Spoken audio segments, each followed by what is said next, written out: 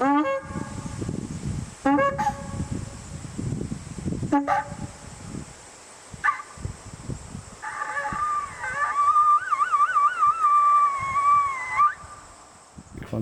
is a huge issue with me, with music, not just signaling, but ceremonial aspects, and particularly the power of materials.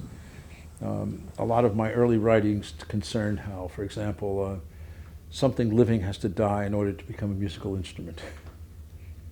And it's a big theme that runs through my work, the relationship of death and life in Western music. And in particular, in instruments, that's what was so fantastic, to be able to play elephant tusk horns, Tibetan thigh horns. And I'm a horn trumpet wind person, and the idea of blowing the breath of a living person through part of something dead was a connection to a larger world rather than something morbid for me.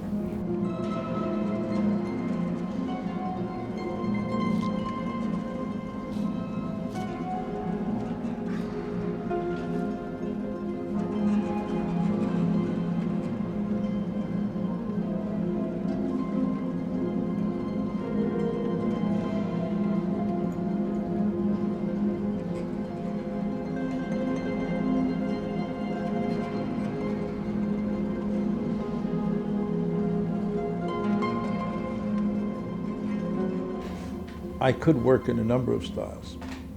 That's how I wound up in the jingle business and film scoring. I could, work non-imitatively, authentically in other styles, and that became that was interesting for me for a while. I find that now that having done that for a while, as the business itself became more codified and referential, that stopped being fun. It was fun as long as the door was open. I mean, when I first went into that world, I went into it as a combination composer and sound designer, because those were two separate things, two people that got a job. I could get a job and they could pay me once instead of two people. So I had the door creaked open. But now, once desktop publishing occurred, which was quite a bit later, I mean, remember I was doing commercial work in the late 60s. And so once the 80s came, I began to look for something else to do with myself, because it had become pretty much like Columbia 12-note music. Commercial music scene had become formulaic. Rely on something wimpy or something hefty. Hefty. Hefty. Wimpy bags are fine for wimpy jobs, but don't send one to do a hefty job. When the pressure's on, hefty stretches where wimpy bags break.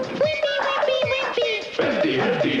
Want a bag you can rely on? Then don't send a wimpy bag to do a hefty job.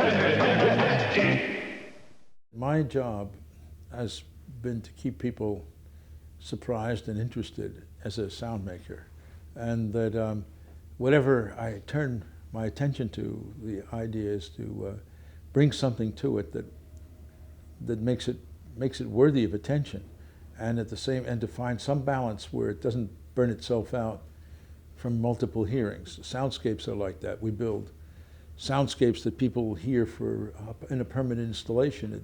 People work on them, so there is this balance that has to be achieved between how much luminosity and every element has in relationship to the other elements.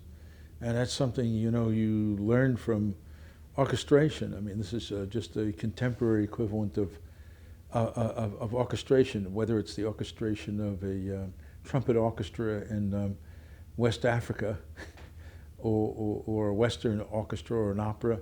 It's the interesting piece of it is that when it's in an event setting, it functions transactionally. Everybody's got to have a good time somehow, or have a role in it, and so forth, like in a good gamelan piece, and all the pieces come together. The social fabric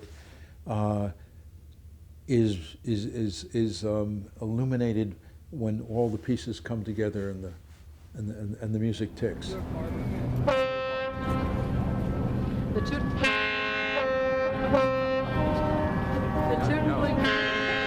was assembled by Captain John Doswell, Executive Director of the Working Harbor Committee.